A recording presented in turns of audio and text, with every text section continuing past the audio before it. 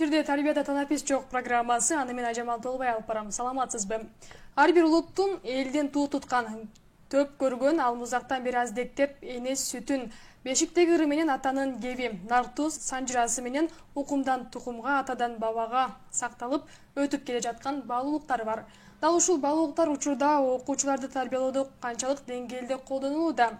Эгерде колдонулбай жатса, ага эмне себеп болуп жатат? Канткенде улуттук баалуулуктарды биз пайдалана алабыз. Бүгүнкү берүүдө дал ушул суроолорго жооп издейбиз. Берүүдө улуттук баалуулуктардын негизинде окуучуларды тарбиялоо темасын талкуулайбыз. Ал үчүн бизде конокто филология илимдеринин доктору профессор Советбек Байгазиев агай. Саламатсызбы агай? Саламатсыз. Мындан тышкары Кыргыз билим берүү академиясынын илимий кызматкери Гулира Мансапова айым. Саламатсызбы? Саламатсыздарбы. Студиябызга кош келипсиздер.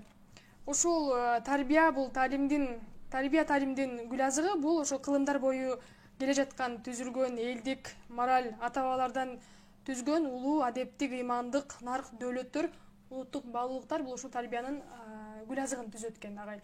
Анан айтсаңыздар, ушул учурда мектептерде улуттук баалуулуктарга негизделген тарбия барбы?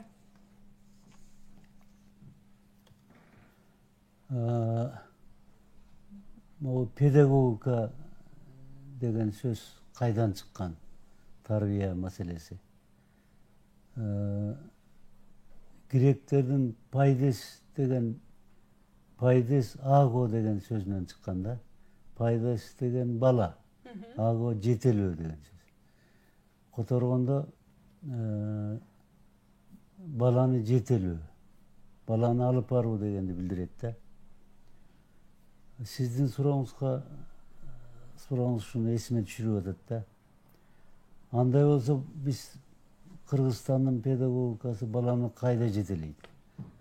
Кайда алып барат? Акылман педагогдор айтып келген, баланы жетелеп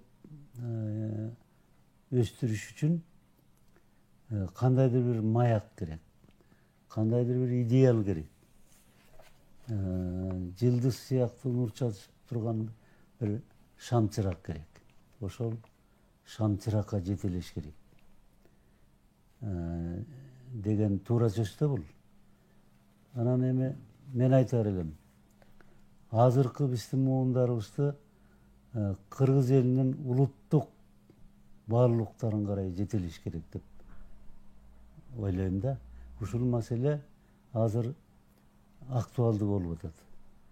Биздин коомдук аң сезим, педагогикалык аң сезим ушундай зарылдыкты түшүндү. Эмне үчүн мындай болуп атат? Анткени мына биз глобалдашуунун, дүйнөлүк интеграциянын заманында жашап атабыз да. Мына казактар өзүнүн концепциясын түзгөн, ошо улуттук баалуулуктар боюнча. Мына Назарбаевдин сөзү бар. Биз дүйнөлүк интеграцияга казак болуп киребиз деп. Андай болсо биз дагы кыргыз болуп киришибиз керек. Өзүбүздүн баалуулуктарды жоготуп, тилибизди, дилибизди жоготуп эмес, ошол кыргыз тили менен, өзүбүздүн улуттук баалуулуктарыбыз менен, өзүбүздүн идеалдарыбыз менен, өзүңүз айткандай, илгертен бери кылымдап калыптанган баалуулуктарыбыз, нарк дөөлөттөрүбүз менен өзүнчө улут катары, татыктуу улут катары киришибиз керек да. Ал үчүн балдарды ошондой улуттук баалуулуктарга тарбиялаш керек. Улуттук баалуулуктарды алардын көкүрөк көөдөрүнө сиңириш керек. Жан дүйнөсүнө сиңириш керек. Анан бирок сиз абдан туура маселени көтөрдүңүз. Бирок тилекке каршы мына ушул күнгө чейин мамлекеттик деңгээлде кабыл алынган окуучуларды улуттук баалуулуктардын негизинде тарбиялоо стратегиясы кабыл алынган эмес.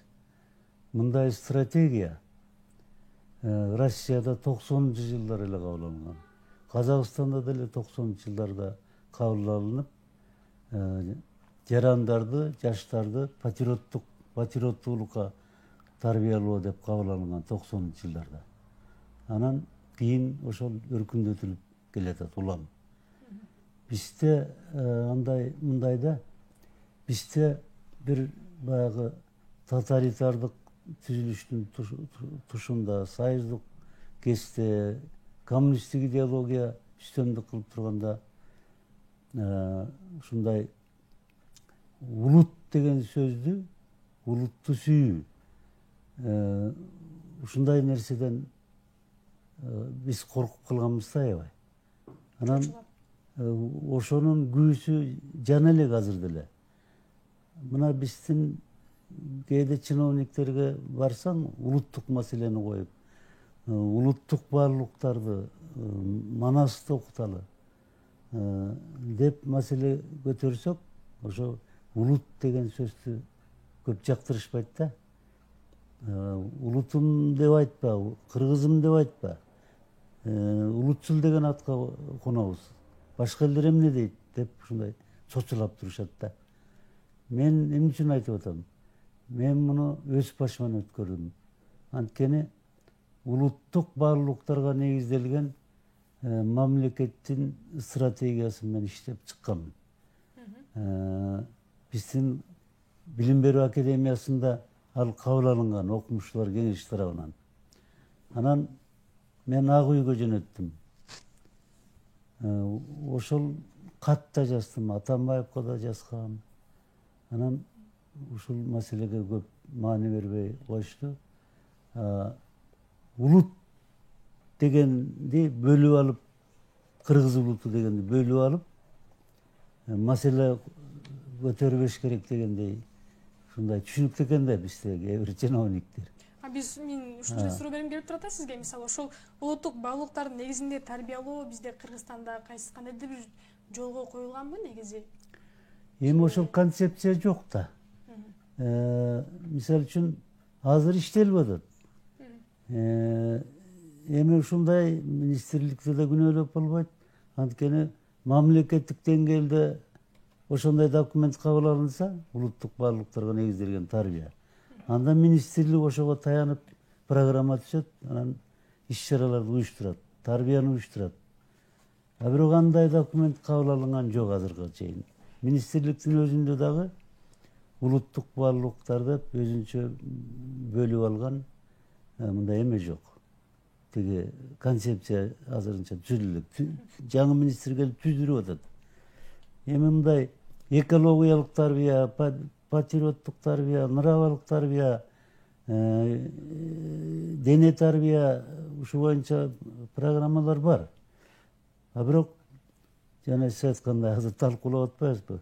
Улуттук баалуулуктарды зарыл экендиги биз эми түшүнүп, эми косколуп атабыз да.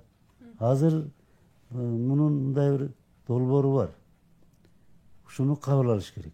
Кабыл алсак, анан кийин улуттук баалуулуктардын негизинде иш жүргүзгөнгө мындай мыйзамдык база түзүлөт да. Бирок ага карабай эле мектептерде улуттук баалуулуктардын негизинде тарбия системалуу болбосо да жүрүп атат. Мисалы үчүн кыргыз адабияты. Бул улуттук баалуулукта. Манас өтүлөт, баардык негизги жазуучулардын чыгармалары үйрөнүлөт мектепте. Мына улуттук баалуулук ошол жерде да, кыргыз адабиятында да. Кыргыз тили сабагы да улуттук баалуулук. Тарых сабагы да улуттук баалуулук. Анан ошо предметтердин негизинде кыргыз музыкасы өтүлөт. Тарбия жүрүп атат. Мектепте класстык сааттар деген бар. Тарбия сааттары деген бар. Класстан тышкаркы иштер, мектептен тышкаркы иштер. Мына ушундай ар кандай иш-чараларда балдардын мекенчилдик сезимин ойготууга, кыргыз элинин улуттук баалуулуктарын жеткизүүгө балдарга аракеттер бар. Бирок жанагындай республикада концепция кабыл алынбагандыктан бул маселе мындай ырааттуу түрдө, системалуу түрдө жүрбөй, мындай кээ бир мектептердин демилгеси катары гана жүрүп атат да. Гүлайым, сиз айтсаңыз, мисалы, эгерде ошол концепция кабыл алынып кетсе, демек улуттук баалуулуктардын негизинде тарбиялоо укмуш болуп кетеби же бул жерде башка мандем барбы? Негизинен эле абдан жакшы суроо болду. Ошол эле учурда мен жогоруда агай айткандарга кошулам. Андан кийин ошол биздин улуттук баалуулуктар боюнча ошол концепция кабыл алынып кетсе дагы мындан дагы жакшы болмок. Баягы окуучулар үчүн, ошол эле учурда ал баягы жаатында иштеп жаткан биздин мугалимдер үчүн, жетекчиликтер үчүн баягы даяр программалар коюлуп, ошол негизинде ишке ашырууга алар үчүн оңойлуктуу иш болмок да. Бирок ошого карабастан биздин мектептерде бизге баарыбызга маалым болгондой, бизде мектептер азыркы учурда жеке мектептер дагы, мамлекеттик мектептерде дагы ошол улуттук баалуулуктардын негизинде тарбиялоону баягы өз алдынча жолго коюп келаткан мектептер бар экен. Буга мисалы биздин академияда баягы иш сапарыбыз, биздин жумушубуз мектепке тыгыз байланыштуу болгондуктан мен ушул бир мектепке өзүм күбө болдум. Бул тагыраак айтсам, бул Кара Балта шаарындагы номер 10 инновациялык мектеп бар. Бул Антон Семенович Макаренко атындагы мектеп. Бул мектеп кош тилдүү мектеп деп айтсам болот. Тагыраагы орус жана кыргыз тилдүү мектеп болгондугуна карабастан, дал ушул жерде улуттук баалуулуктардын негизинде тарбиялоого өзгөчө басым коюшат экен. Бул жакта сиз бул нерсени эмне менен байкай алдыңыз? Эмне негизинде байкай алдыңыз? Мисалы, салыштыруу түрүндөгү же окуучулардан бир өзгөчөлүк көрүнүп турду? Мен окуучулардан өзгөчөлүктөрдү көрдүм. Биринчиден, мектептин босогосун аттаганда эле эмнегедир ал жактан мындай кандайдыр бир башкача сезимге дуушар болот экенсиң. Бул биздин улуттук баалуулуктардын негизинде атайын бир кандайдыр бир белгилерди коюп, баягы кооздолгон өзлөрүнүн залдары менен ошол эле учурда окуучулардан дагы байкоого мүмкүн. Себеби дегенде кыздары баардыгы бирдей кылып чачтарын эки өрүм кылып өрүп алышып, баардыгы бирдей формада кийишип, эшиктен кирип келген улуубу, кичүүбү биринчи оозунуп салам берип, эжеке сиз кимге келдиңиз, кимге кайрыладыңыз, жүрүңүз биз көрсөтүп коелу деп жол башташып, баягы бул сырттан келген конок, чоочун киши деп алар дароо мындай кабыл алып, ошого уже алардын мугалимдери, тарбиячылары уже тарбиялап коюптур да. Баягы биз кыргыз эли билесиздер, меймандос келебиз.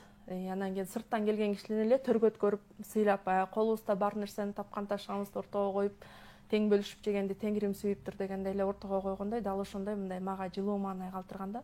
Анан ошол эле учурда алар жатак мектеп болуп эсептелет экен да. Анан орус жана кыргыз тилге басым жасаганына карабастан, тарбиячылар да аларды кыргыз тилинде тарбиялашат экен. Мени ошол нерсе суктандырды биринчиден. Атайын жумасына атайын сааттарды бөлүп, ошол балдарга бир үй бүлөдөй кылып, бир ата энеден, бир туугандай кылып, аларды бири-бирине ушунчалык бир атадан, бир энеден жаралган, бир туугандай кылып, бири-бирине жакын кылып тарбиялашат экен да. Баягы жатак мектепте жатат деп эле мындай алысыраак коюп, же болбосо бирине бири мамиле кылбай коюп койгондо эмес. Бул жерде кеп ошол кыргыздын улуттук баалуулуктарын эмне себептен тарбиялашат да? Эмне үчүн дегенде, булар эртеңки күнү булар ата энесинен алыс жатып окуп атышат. Жана үй бүлөдөгү баалуулуктарды билбей калбасын, мекен ичиндеги баалуулуктарды билбей калбасын, ата бабабыздан берки келе жаткан салт санааны, үрп адатты, каада салтты булар түшүнбөй калбасын деп, мугалимдер өздөрү ошол далбастап айтып беришип, түшүндүрүшүп, турмуш жүзүндө өзлөрүнүн башынан өткөн баягы практикалык тажрыйбалардын негизинде таянуу менен балдарга ушунчалык бир кандайдыр бир десем, мындай бир мээрим төккөнгө, аларды деген үйрөткөнгө, эртеңки күнү кыздарды болочоктогу эне болгонго, балдарды эр азамат, жигит болуп баягы бир үй бүлөнү бакканга, ошол үй бүлөнүн тирөөчү, туткучу болгон бул ата катары кармаганга ушунчалык мындай дыкаттык менен тарбиялашына мен өз көзүм менен көрдүм. Ошол эле учурда кыздар арасында мисалы улуттук оюндарды үзбөй ойношот экен. Аны балдар арасында да улантышат экен да. Мисалы тогуз коргол, ордо, чүкө, алар үчүн кадимкидей эле бул көрүнүш да. Демек бул нерсе мектеп тарабынан демилгеленген. Ооба. Ишке ашып келатат. Бул мектеп мисалы бул жерде биз мектептердин бизде жогорудагы айтып өткөндөй, бул деген кандай десек, мектептер деген баягы кээ бир мектептер өзлөрү демилге көтөрүп кабыл алып атат да. А кээ бирөөнө мисалы биз мажбурлап берген күндө дагы алар колдобой коюшу мүмкүн да. Бул жерде мектептин жетекчилиги, алардын жамааты, тарбиячылары бул нерсе баардыгынан көз каранды болот. Чөйрөсүнөн, коллекциясынан дегендей жамаатынан. Ага, айтсаңыз, сиз жана жогоруда айтып кеттиңиз, мисалы тарых, кыргыз тили, адабияты сабагы боюнча биз улуттук баалуулуктарды таанытып атабыз деп. Анан ошол таанытканда мисалы биз жалпы эле бардык предметтер боюнча биз ошол предметтердин тарбиялык мүмкүнчүлүктөрүн эффективдүү пайдаланып атабызбы учурда? Кандай ойдосуз? Мугалимдер ошону бере алып атабы биздин окуучуларга? Эми бул маселе далай жолу козголгон. Педагогиканын тарыхында улуу педагогдор бул маселелерди козгоп, өзлөрүнүн насихаттарын калтырып кетишкен. Мектептеги барлык предметтер жалаң эле билим эмес, тарбия бериш керек деген. Эми мына мисалы үчүн кыргыз адабиятын алалы. Манасты алалы анын ичинен. Анан кандай баалуулук бар бу жерде? Ошол баалуулукту адегенде атап көрөлү да. Мисалы Манастын жаш кезиндеги антын алалы. 6 сан аман турганда ыйык кыргыз жеримди душмандын буту баскыча. Асыл кыргыз элимди тебелетип бөтөнгө кор кылып карап жаткыча. Туулбай туна чөгөйүн, тирүү жүрбөй өлөйүн. Аткар басам антымды, төбөсү ачык көгүрсүн, төштүктү жер урсун. Калкым кыргыз сен үчүн курман болуп кетейин. Мына бул анттан эмне көрүнөт? Мекенчилдик, мурдагы терим менен айтканда патриотизм, патриоттуулук. Мына мекенчилдик, патриоттуулук ушул жерде жатат. Мына ушул баалуулук да биз үчүн. Ушул баалуулук бүгүн дагы актуалдуу. Деги эле бул баалуулук эскирбейт да. Анан кийин мына ошол эле Манастан алалы Кошой. 85 жашка чыгып турганда Калмак Кытай менен Көкөтөйдүн ашында кыргыздар мелдешип, бирок мурдагы империянын өкүлдөрү эгемендүү Кыргыздын мамлекетин Манас түскөн. Теңин албай ошол жерден чаап алабыз деп кыргызга үстөмдүк кылып турганда спорт мелдештери өтөт. Ошондо тымызын күрөш жүрөт. Ар бир спортчунун жеңилип калышы же Кыргыздын жеңилишине, же Кытайдын жеңилишине катары бааланып, ушундай чыңалган атмосфера түзүлүп турат да. Мына ошондо эч ким даап чыкпаган, беттеп чыга албаган Жолой балбан күрөшкө чыгат. Түрк мусулман элдеринен ошо Каркырадагы бир дагы балбан ага даабайт. Айрымдары макул дейт, бирок Кошой тыйып коет аларды. Жок, жыгылып каласыңар дегендей.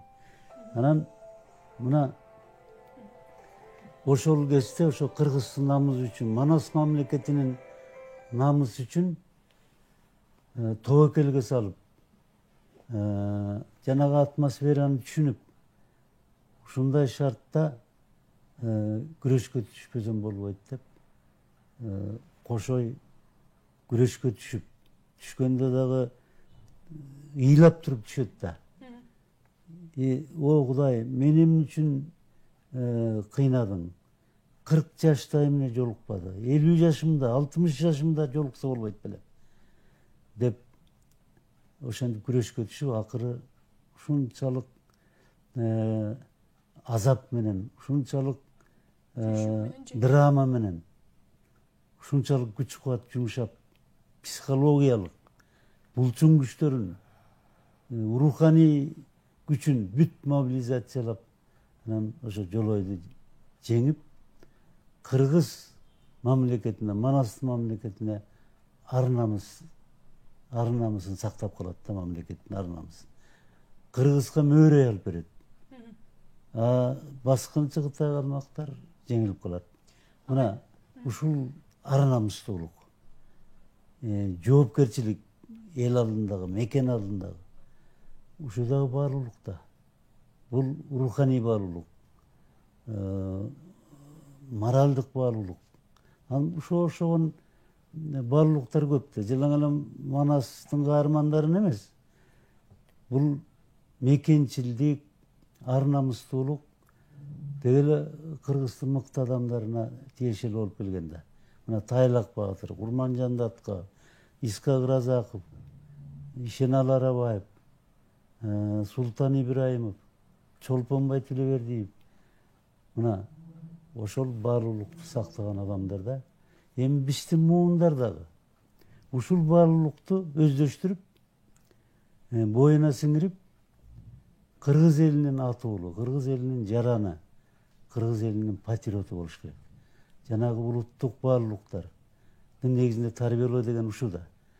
Мен эки эле мисал айттым. А бирок Кыргыздын адептик салттары бар, башка руханий салттар бар. Кеп ошол салттар түбөлүктүү салттар. Кыргыздын кээ бир сапаттары Куран менен Библиянын негизинде жатса да болот да. Ачыгындыгында кыргыз эли байыркы эл да. Ал Куран менен Библия чыга электе эле түзүп койгон кыргыз эли өзүнүн тиги адеп аклагын. Бир маселе дагы ушул жерденчи мисалы биз айтып атабыз ушундай бир эбегейсиз биз бир тарыхка ээбиз, баалуулуктарыбыз абдан сонун деп. Бирок эмнегедир жүргүзүлгөн сурамжылоого таяна турган болсок, мисалы ошол Совет мезгилинде 70-жылдары ата мекенди сүйүүнү улуттук баалуулук катары көрүү бул жаштардын арасында 80% түзө турган болсо, бул көрсөткүч 2012-жылга тагыраагы Кыргызстан эгемендүүлүктү алгандан кийин дээрлик 8%га түшүп кеткенин көрүүгө болот да. Бул жерден биздин жаштар көбүрөөк материалдык баалуулуктарды алдыга коюп, руханий баалуулуктарды артка калтырганын биз көрүп атабыз да. Анан суроо жаралат экен да, мисалы буга эмне түрткү болуп жатат, аны биз кантип жөнгө салышыбыз керек, бул жерде көбүрөөк кимдин жоопкерчилиги жатат деген маселе адамды ойлондурбай койбойт албетте. Туура суроо. Эми баягы социализмдин тушунда балдарга айтылчу дайым даяр бол деп. Мына Октябрят, Пионер, Комсомол, анан партия жогору жактан ошол анда Родина дечибиз да. Жалпы эле Советтер Союзу.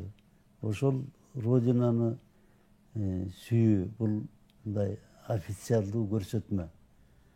Мындай расмий түрдө таңууланган бир саясат, расмий түрдө таңууланган идеология болчу. Анан биздин жаштар мындай ошо кезде мындай аң сезимдүү түрдө кабыл алган, туюнган, түшүнгөн маданиятка эмес, догмага көбүрөөк тарбияланган да. Диктат менен калыптандырылган, ошондой атайын идеологиялык уюштуруу иштери менен калыптандырылган жасалма патриотизм көп болгон да ошондо. Азыр эми жана капитализм келди да. Эгемендүүлүк менен кошо. Ошол капитализмдин негизги идеологиясы эмне? Жеке менчик да. Азыр баягы идеология жок дегенибиз менен турмуштун өзүндө жеке менчик идеологиясы жүрүп атат. Ал уже рельсага коюлган. Анан ошо жеке менчик идеологиясы, рынок экономикасы жүрүп атканда балдарда мындай турмушка мындай коммерциялык мамиле,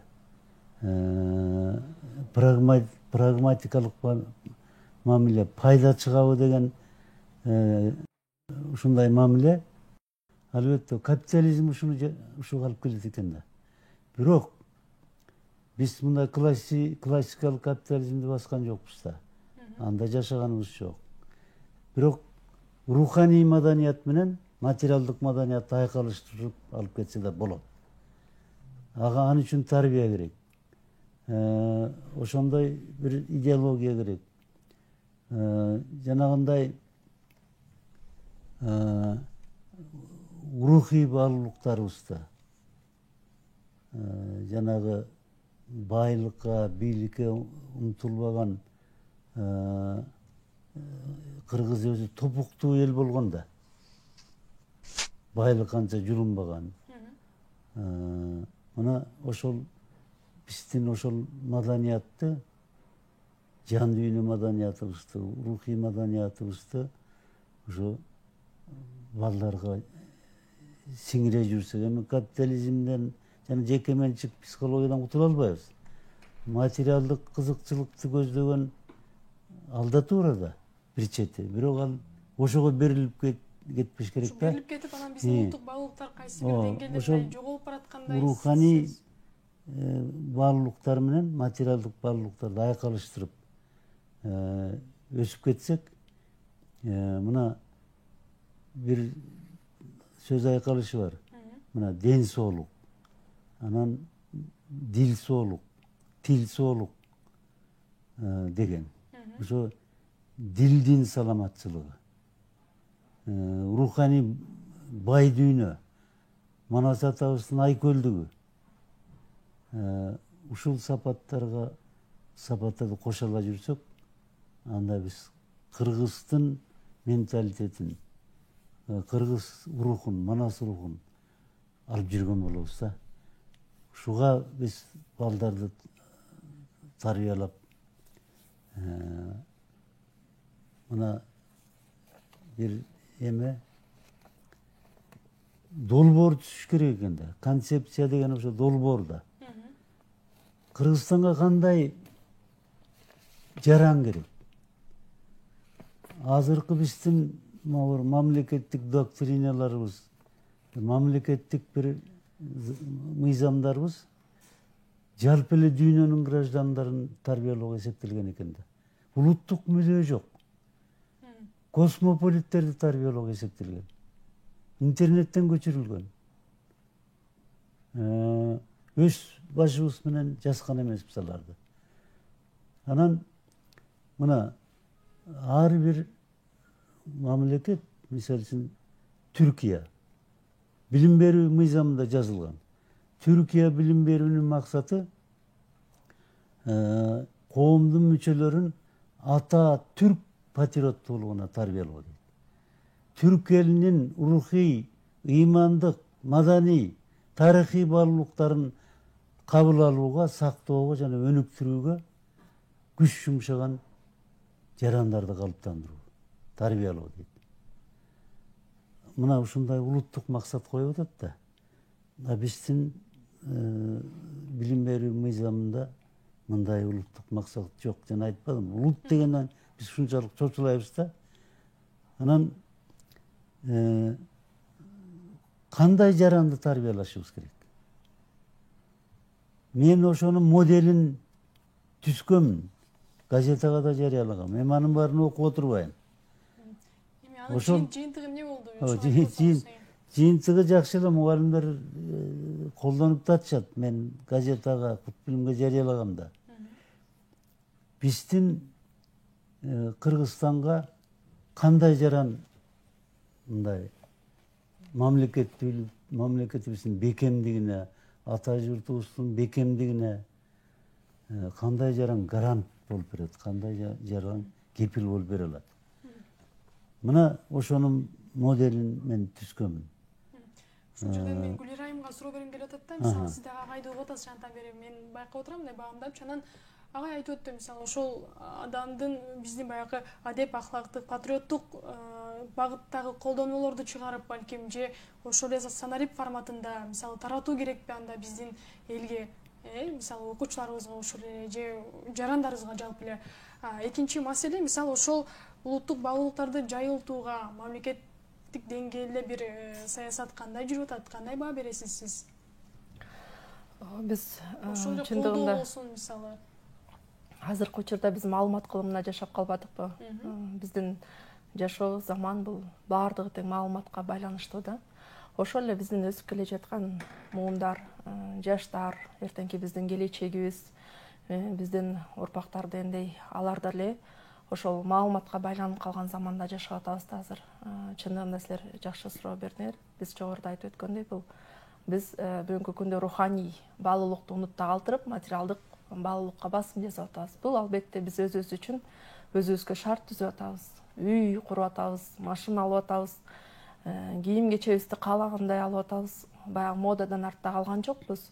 Бирок ошол эле учурда биздин жан дүйнөбүз же болбосо баягы рухий баалуулугубуз бул эч кандай эч нерсеси жок, баягы азыктанбаган адамдай болуп мындай жашап жатат да. Китепти окулбай калбады. Ооба, азыр ошол китепти дагы эч кандай карабастан баягы ошол эле учурда үй бүлөдөгү тарбия маселесине дагы көп көңүл бурбастан, биз тарбия маселесине эле келгенде биз мектепке шылтайбыз, ата-энелер. Мектеп үйдөгү ата-энеге шылтайт да, мугалимдер жамаатычы. Анан бирок чындыгында биз бул жерде туура эмес кылабыз. Бул ар бир нерсе бул өзүбүздүн колубуздан демекчи. Ошол эле учурда биздин чөйрөдөн. Биз ошого өзүбүз барышыбыз керек. Биз ошол нерсени каалайбызбы? Өзүбүз жазашыбыз керек да. Анан кийин биз бул жерде сен туура эмес же сен туура эмес деп бири-бирибизди күнөөлөгөн болбойт. Жогоруда суроо болсо, биз чындыгында учурда маалыматка байланып, убакытты отуруп жибердик. Бирок ушул убакыттан пайдаланып, мен баардык көрүп жаткан көрөрмандарды чакырат элем да. Келиңиздер, баардыгыбыз чогуу, биримдикте, баягы биз унутта калтырган нерселердин баардыгын кайрадан жаңылап, жакшыртып, эртеңки муунга, келечекке өткөрүп бергенге аракет кылалы. Эртеңки биздин артыбыздан өсүп келе жаткан инилерибиз, сиңдилерибиз, ошол эле биз айткан биздин ата-бабабыздан берки келе жаткан салт сананы, үрп-адатты, ушул баалуулуктардын баардыгын билип чоңойсун, биз ошого аракет кылалы деп чакырмакчымын. Андан кийин ошол эле учурда жогоруда бизде маалымат кылымы болгондуктан биз ушул нерсени баягы санариптик тездик менен жайылтууга мүмкүнчүлүк бар. Көбүрөөк колдоо керек анчын. Ар бирибиз өзүбүздөн баштап, ар бир үй бүлөдөн баштап, ошол эле чөйрөдөн, мектеп болобу, коомчулук болобу, баардыгыбыз бири-бирибизге колдоо көрсөтүп, муну бирдиктүү алып кетсек, эмне үчүн болбосун? Болот сөзсүз түрдө. Мен бир кошумча айтып коем ушуга. Мына сиз туура айттыңыз. Ар кандай колдонмолорду, методикалык куралдарды окуучулар үчүн мындай популярдуу китептерди ошо улуттук баалуулуктар жөнүндө. Мына андай китептер жаралып атат. Мамлекетте басып чыгарып атат. Ар ким өзүнүн спонсору менен чыгарып атат. Мына моундай Айкөл Манас ата журтка кандайча кызмат кылган деген китеп чыккан. Андан башка ушул өңдөнгөн Манастын баалуулуктары жөнүндө бир 20дан ашык мен китеп жараттым. Мугалимдерге жетти анын баары. Анан жогорку окуу жайларында Манас таануу сабагы окутулуп атат. Анан эми ушу китепти мындай авторлордун чөнтөгүнөн эсебинен чыгарбай, мамлекет ушу улуттук баалуулуктарга байланышкан китептерди финансылап, кеңири нуска менен чыгарса, анткени элге жеткириш керек да, эл окуш керек. Анан мугалимдер пайдаланып, окуучулар класста окуп, эми ошол эгерде жакшы методика менен ошол баалуулуктарды түшүндүрсө, окуучу, студент чындыгында жакшы кабыл алат экен, алардын жан дүйнөсүндө кандайдыр бурулуш да болуп өтөт экен. Ошонун бир мисалын айтып коеюн мен. Мына, мен улуттук университетте 3 жыл Манастан сабак бердим да. Анан эч бир китепти карабай, ушу Манас сабактан эмне алдыңар? Ошону өзүңөрдүн оюңарды жазгыла деп мен сочинение жаздырдым. Ошондо бир кысмын жазат да, менен көп мисалдар. Манас сабагынын мага калтырган таасири өтө чоң болду. Менин элиме болгон патриоттук сезимимди күчөтүп, ички дүйнөмө бүлүк салып, ойлон кыргыз, ойгон кыргыз дегендей ичимдеги катылып жаткан энергияны ойготту. Менин жашоого болгон көз карашым өзгөрдү. Көп нерсеге кызыгуу менен карап, bir gana günümdük tirичилик жашоо менен алышпай, элим үчүн, жерим үчүн кысмат кылгым келет деген кыялдарым алып. Мына эгерде сабакты жакшы методика менен өтсө, мына моундай кыз өзүнүн дүйнөсүнө кандай өзгөрүүлөр болуп өткөнүн өзү көрсөтүп атат.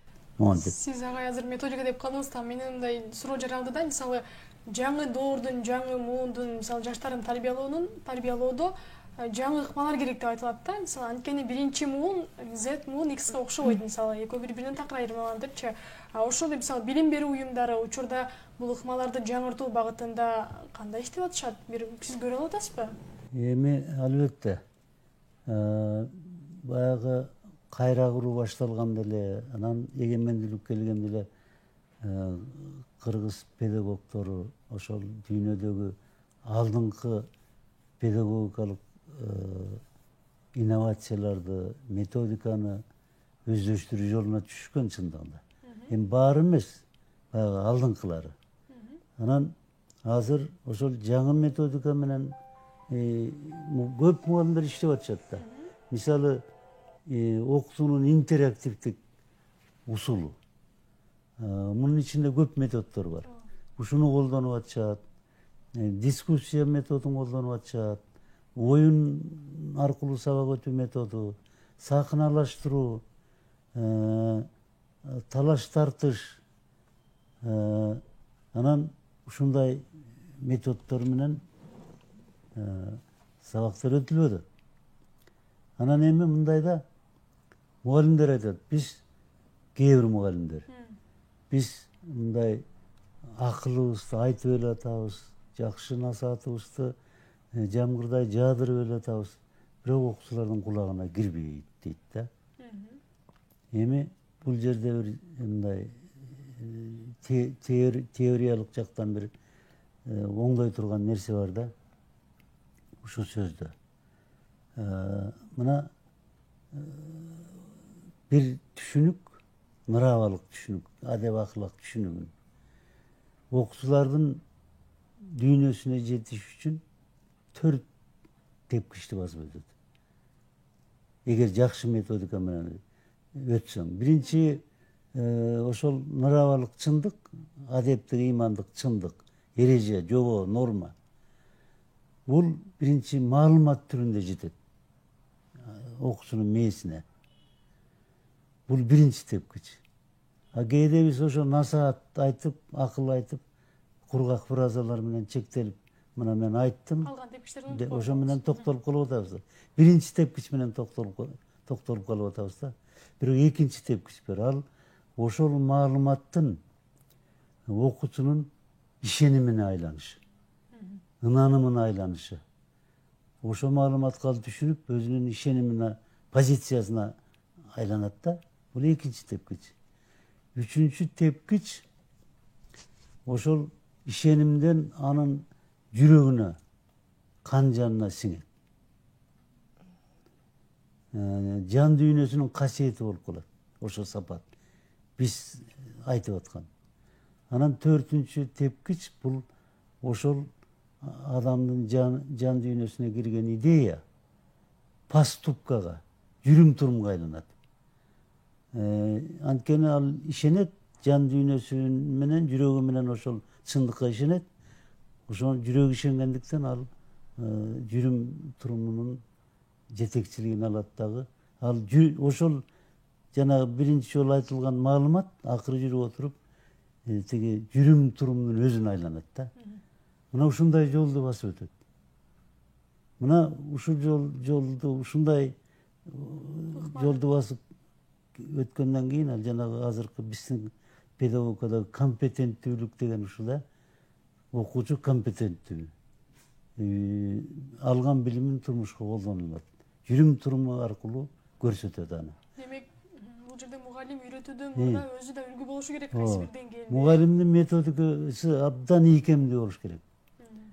Ал мурдагы эски методикадан жаңы методика. Мурда баягы класста өзүнүн гана монологун айта берчи да мугалим. Анан класста өзүн начальник катары алып жүрчү. Мына мен айттымбы, үйрөнөсүң, жасайсың. Жок, азыр педагогдун ролу өзгөргөн. Теорияда өзгөрдү, бирок практикада да өзгөрүүлөр болуп атат, бирок толук эмес. Бул жерде окуучунун кысматташы мугалим, анын тренери, анын шыктандыруучусу, ал ат таптаган саяпкер, куш таптаган мүнөшкөр. Талаш тартыш, окуучу менен талашып тартышат, иши чындыкты түбүнө жетиш үчүн. Ар кандай дискуссияларды жүргүзөт, оюн методун колдонот, сахналаштырат бир эпизоддорду. Ошентип отургандан кийин окуучу өзүнүн жан мээси менен, өзүнүн күч аракети менен окуучу өзүн өзү тарбиялап, өзүнүн түшүнүктөрүн өзү түзүп, мугалимдин жетекчилиги менен. Анан эме собственный путь деп коет орустарга. Окуучунун ошо чындыгы өз жолу менен, өзүнүн күч аракети менен келип жетет да. Бирөөнүн диктовкасы менен эмес. Мугалимдин багыттоосу менен, шыктандыруусу менен, жардамы менен ал ошондой бийиктикке чыгып келет да.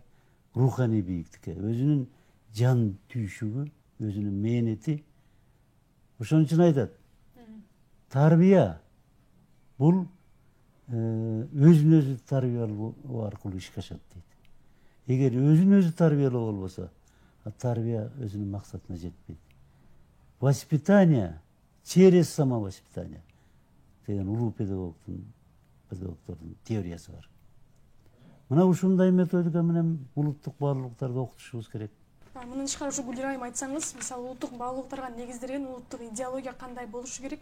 Кыскача токтолсоңуз, анан агайга да бир суроо берип, ошо менен эфирди жыйынтыктайлы. Негизинен биз улуттук баалуулуктарды идеология болушу керек, аны сөзсүз түрдө колдошубуз керек дегендей. Андан кийин аны жайылтканга аракет кылышыбыз керек. Ошол эле учурда күнүмдүк турмушубузда колдонуу менен биргеликте бул биздин баягы өсүп келе жаткан моомду тарбиялоодо кандайдыр бир чоң салымы бар экендигин баса белгилешибиз керек. Ал эми агай, мисалы баягы уядан эмнени көрсөң учканда ошону аласың деген биздин бир макалыбыз бар да. Анан бул жерде бир гана мектепте эмес, көбүрөөк биз жоопкерчиликти ошол эле биринчи кезекте үй бүлөгө койсок туура болобу? Анан жалпы эле ушул улуттук баалуулуктарды жайылтууда коомдогу баардык билим берүү мекемелери, анын ичинен ошол тарбия берүү институттары, үй бүлө, бала бакча болсун, мектеп, жада калса ошол айыл өкмөтү талим тарбиялык максатта өзүнүн иш аракетин алып барышы керекпи деген суроо болсун. Эми мектеп ошо тарбия ишинин бир эле звеносу. Мектеп бардыгын чечет деген туура эмес. Бардык институттар, үй бүлө, сиз айткандай бала бакча, анан кийин жогорку окуу жайдагы айыл өкмөтү, ата энелер, атүгүл ички иштер министрлиги, коргоо министрлиги, аякта дагы патриотизмге тарбиялаш керек да. Мына ушундай баары чогуу иштеш керек. Тарбия баардыгын камтыш керек. Анткени ошол мамлекеттик стратегияны баардыгы жетекчилик алыш керек. Мисалы үчүн кээ бир мекемелер, мына гербтин күнү бар, желектин күнү бар, анан гимндин күнү бар, Ноорус майрамы бар. Ошолорду бир таасирдүү кылып өткөрүш керек да ар бир мекеме. Тарбия иши менен алек болбосо дагы, анын бир жагынан тарбиялык функциясы да бар. Анан идеология дегенде эми бизде мен айтар элем мындай. Мамлекетти, биздин эгемендүүлүгүбүздү көздөн карагандай сактоо идеологиясы, анан